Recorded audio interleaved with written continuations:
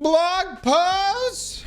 Dev Insights Renegades Armor Tuning Preview. Hello from the rewards team. Today, we are on to the second of our 3 sandbox preview articles for Renegades. This time, focus on exotic armor changes. We have a selection of exotics to talk about that we have given a bit of love to match with the upcoming new artifact in Renegades, which we'll preview in a later in this week in Destiny article. So let's get to it.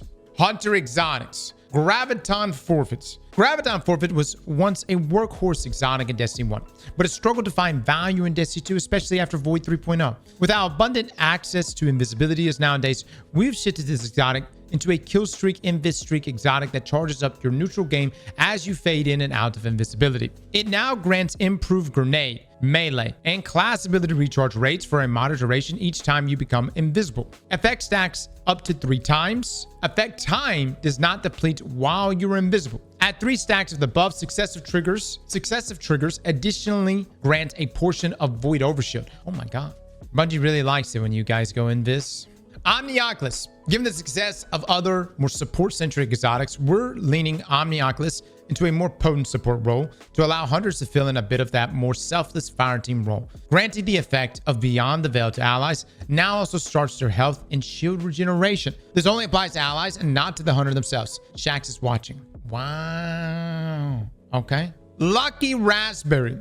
Lucky Raspberry and arc bolt grenades, for that matter, have been out of the limelight for a long while now due to their general slowness and low damage. We've done a passive for both arc bolt grenade itself and Lucky Raspberry to help with some of their consistency issues, as well as bring them into today's build crafting options. Okay, so for arc bolt grenade ability itself, increase projectile lifetime of chain projectile. This helps hit consistency on moving targets that are near the outer edge of the chain range. Now activates 0.1 second faster after the initial sensor sweep from 0.6 seconds to 0.5 seconds. Increase max chain range of the initial chain from 7 meters to 10 meters. Good lord. Y'all remember around one time arc bolt grenades were like, back in D1, like they actually were meta? You remember when you would run around the corner and an arc bolt grenade would get thrown around the corner and that fucker would do its sweep and would tag you?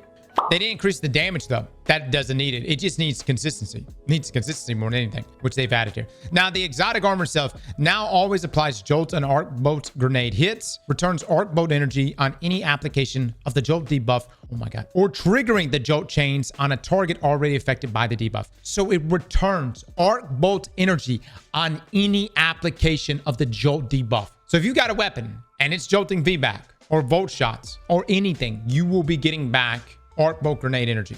All right, Orpheus Rig. Alongside some ability changes coming in Renegades, we've also adjusted how Orpheus Rig benefits Shadow Shot. Looking forward to more on abilities in our upcoming Dev Insight article. Increase super duration from 16 to now 20 seconds. Oh, wow. I still think Orpheus is, when it comes to game modes like Onslaught, things like that, it's so good. It's so good, man.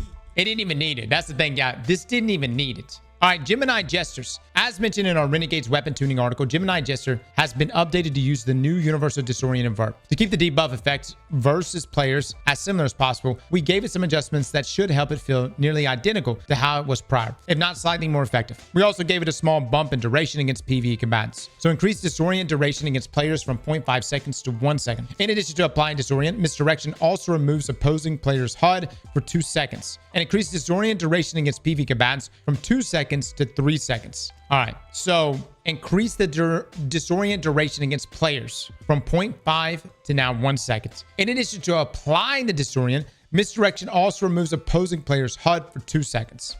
That's going to be annoying. Dare I say how Gemini Jesters was when it first came to us, right? Now, remember how annoying Gemini was in year 1? So let me get this right. You'll run in, you'll dodge, you'll wipe someone's radar out, you'll then peek, you'll throw a smoke at him just for safe measure. So not only is he blinding on his radar and his HUD is gone, but then he's literally blind. And then you easily clean him up. Dodge one more time for safe measure afterwards. All right, Titan Exotics, Arbor Warden. Arbor Warden hasn't managed to find much of a niche since its introduction to the game. We've made some changes that will let players more aggressively claim space using the Baronades with good planning. Picking up 3 orbs of power enhances your next Baronade. Enhanced Baronade spawns a wide pattern of 3 of your equipped barricade on Baronade detonation. Oh my god, so essentially Abby and Leap. This does not work with barricade modifications like Drinker's Lash or Storm's Key. Oh! Shit! This does work with barricade modifications like Drinker's Lash or Storm's Keep. All right. Max boat charge and 1 barricade. I mean, just like insta easy suspend happening there. All right, Dune Marchers. Dune Marchers has always been a strong choice in the Crucible, but has not had much of a home in PvE. With the introduction of Bolt Charge in Storm's Keep in recent releases, we wanted to expand access to Bolt Charge to other thematically appropriate sources, and Dune Marchers were a perfect fit. So increase maximum chain count from 4 to 7. Each chain hit now grants 2 Bolt Charge stacks, 3 with the fragments, and Glaive melees can now also trigger the chain. Oh, hot damn. That is nutty.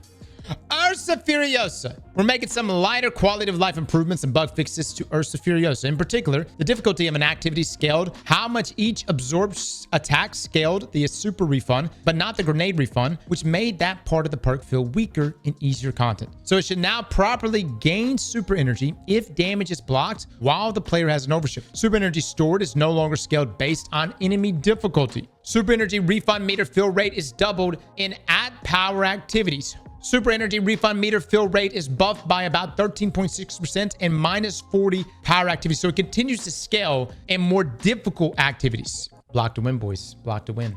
Some of you don't understand the joy of popping Bicentennial Super, blocking with Ursa Furiosa, and winning, okay? It's infinite super, infinite orbs. And to be quite honest with you, it's the easiest job you could ever have, but a vital one at sometimes, you know? Second chance. In activities without barrier champions, second chance can be a bit lackluster. While the second charge of shield throw and applying weaken is somewhat powerful, Sentinel Titan does not have much access to melee energy generation, so it struggles to get much value out of either effect. We're giving it a new lease on life with a shield throw-centric gameplay loop that doubles down on the righteous defender fantasy. So add it. Spawns void breaches on shield throw final blows. All right, so easy devour there. Grant shield throw melee energy on pickup of any void breach. The Sentinel Shield Super range attack shield throw now also weakens with this exotic equipped. Fix a bug where anti-barrier shield throw melee will not bounce to more than 2 targets. Okay, all right. Captain America. That's what it is, man. You're going to be able to just scoot through 200 melee stat and chunk shields all day long. Armatarium. While the second grenade charge is somewhat powerful, it's hard to justify choosing Armatarium over an exotic that gives ability energy in today's sandbox. We're adding another ability to it that is focused on the armaments and ordnance fantasy that the exotic suggests. Now grants 10% grenade energy on weapon final blow. Now reloads the player's equipped weapons when using a grenade ability. Okay. Pretty good. Okay. Lion Rampants. Given the current state of mobility in the sandbox, we thought that Lion Rampants restriction to only allow hipfire shooting while in lift is no longer necessary. Fly free, fellow Titans. Now allows shooting while ADS when in lift. Oh, shit. Increase accuracy from the air, hip firing, or aiming down sights, boys. Heat rises but Titan? Yep. At all times, too. Hot damn, we got more. Peacekeepers. We want to equalize the Peacekeepers mobility bonus with other exotics and mods that grant increases to mobility. We also accidentally removed a fan favorite hidden interaction from this exotic when we corrected an audio issue during the Edge of Fate. So we re-added this interaction. So increased mobility bonus from 25 to 30. Re-added ability to swap load SMGs. Oh, okay. Re-added ability to swap load SMGs. So like what? Just go back and forth? Warlock exotics. Nothing manacles. Charged and Nothing Manacles enhanced scatter grenades have been in an awkward spot for some time due to how much slower they deal damage in comparison to the base grenade. It was worse. We've made some adjustments alongside those made in 9.1.5 to alleviate some of these inconsistencies. Additionally, Nothing Manacles has gotten a new perk that lets you cascade your scatter grenades and grant some deserved value when paired with Chaos Accelerants. So a reminder of the 9.1.5 adjustment to charge scatter grenades. Charge grenade now creates 4 more seekers. Increased charge seeker damage versus combatants by 25%. Improved charge seeker tracking versus combatants. And increased charge seeker lifetime. Additional shades. Charge scatter grenade ability. Faster final projectile speed. Okay. Exotic armor now spawns additional scatter seekers on scatter grenade kills. This effect can be changed. Look, I don't main Warlock, but at one time we used to play, I wouldn't say more than 20% of our time, but we used to play a lot of Warlock. 20% of the time. 20% of our time. 20% of our PvP time inside of Destiny 1 was on a Warlock with Nothing Manacles. Nothing Manacles was our most used exotic on Warlock. And let me just say, man, I love this exotic. It's so satisfying getting those kills with scatter grenades. This is going to make it extremely strong. This faster final projectile speed, you'll have those immediate detonations in theory, and the ability to spawn additional scatter seekers and chain them. You imagine this combined with certain fragments. I think one grenade could take out an entire team of 6 on like a cap point. All right, Briar Binds. Briar Binds enables a fun and unique playstyle for Void Warlock, but like many kill-oriented exotics, it struggles to scale into higher difficulty content. We've made some adjustments to it to help it build to its maximum benefit quicker and also give a bit more value earlier in its gameplay loop. So now it needs fewer kills to max out the Briar Binds Void Soul damage bonus, decreases to 4 from 6. Additionally, the Briar Binds Void Soul now does more damage based on the amount of time it has been deployed on a target, up to 30% more damage after 10 seconds. Oh my god. All right, so the longer it sucks, the more it does. Good.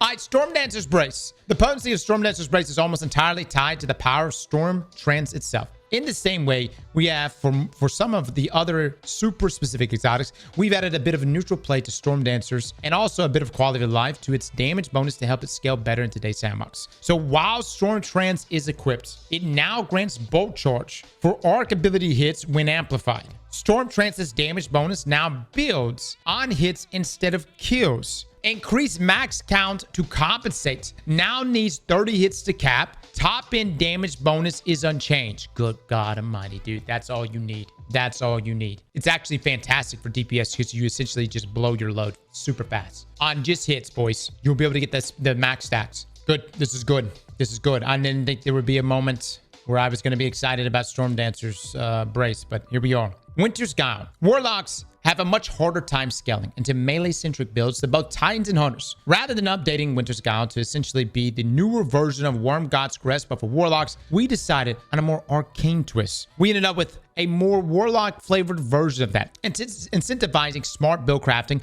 on how you build and spin the new benefits. A bit more effort, but a very potent reward if you manage to reach Warlord's Rage. Melee and finisher final blows grant bonus melee damage. Melee final blows grant 1 stack. Finisher final blows grant 3 stacks. Max is 10 stacks for 4 times melee damage. Stacks are lost 1 at a time. Last for 4.5 seconds. What the fuck? What's Worm God go up to? Now, once you reach 10 stacks, immediately gain 1 melee charge and enter Warlord's Rage when you activate your melee ability. You have 10 seconds to activate Warlord's Rage. What in the RPG? While in Warlord's Rage, you gain dramatically increased melee regeneration speed. You gain faster melee speed. Your melee damage bonus increases to 5 times. You last for 10 seconds, and you lose all stacks once Warlord's Rage ends. So let me just get this right. You're just going to run around, just lightning surge everything to death? You gain faster melee speed. Does that go through the animation faster? Also, how does this apply to glaive damage? That's a great question. How does this apply to... Because, hold up. Glaive damage scales based on melee. So this will scale glaive damage. Holy shit. Does faster melee speed increase glaive melee speed? That's really good, dude. That's really good. All right. Matadoxia. Warlocks have long asked for a super damage increasing exotic alongside the likes of Curious of Nighthawk. We believe that this is less interesting as an effect for a brand new exotic, and that we could instead offer this as a new piece of a pre-existing one. After all, what is Nidostorm if not a bunch of supercharged arcane Nidos? P.S. Look for more on Nidostorm in the upcoming Renegades ability tuning article. Hitting a target with 5 Nidostorm super projectiles now also activates the Stylostyxis suspending burst. The burst caused by the super deals radically increased damage to all targets caught in the radius. This burst should allow Nidostorm to feel like a damage contender with the likes of Curious Thundercrash. Jesus. So this is like what, a vortex Nova Bomb, but Strand? The fact that they're saying that this is in line with the damage of Yeet is crazy. And you still have the neutral game elements of it, which is better than what you get from Yeet, in my opinion. Dawn Chorus. This one's a spoiler for next week's ability tuning article. We're buffing Solar Warlock's Daybreak super damage by 20% and letting Daybreak scorch targets by default. Essentially, we're shifting some of Dawn Chorus's functionality into the base super. The end result is that Dawn Chorus plus Daybreak's damage is being increased by 5%, and the combo will now allow you to cause ignitions with a single projectile. And with our new exotic universal ornaments feature coming in Renegades, looking like a bug while doing it is now optional. So Daybreak plus Dawn Chorus damage increased by 5%. Total scorch stacks increase. Damn, dude. Back-to-back ignitions. That's all we have for today. Keep an eye out for our next Dev Insight article where we'll preview the abilities changes coming in Renegades. I would say great buffs across the board. And by the way, do y'all notice these are all buffs? Warlocks ain't the best here, though. Without a doubt, man. Warlocks some good PvP stuff for Hunter and Titan. But for Warlocks, especially on the PvE side, Eden, very good. Very good. I'm gonna be honest, man. With this change here to Winter's Guile, I think my melee builds are probably gonna transfer here to Warlock. Will I be a Warlock main in Renegades? No. At the end of the day, like this all sounds great and all, but if the lightsaber is actually going, if it's meta, if it's as powerful as we hope it's going to be, then in my opinion, there's no better class to use it on than Titans. What I do like though is variety, and what this is really showing is that build battles for Renegades, it's gonna be crazy, man, crazy. I am looking forward to this. I love when the sandbox gets shaken up. We get a lot of variety. And so, yeah, we'll see how it all plays out, man. Good stuff, buddy. Slap that like button like your mama told you right.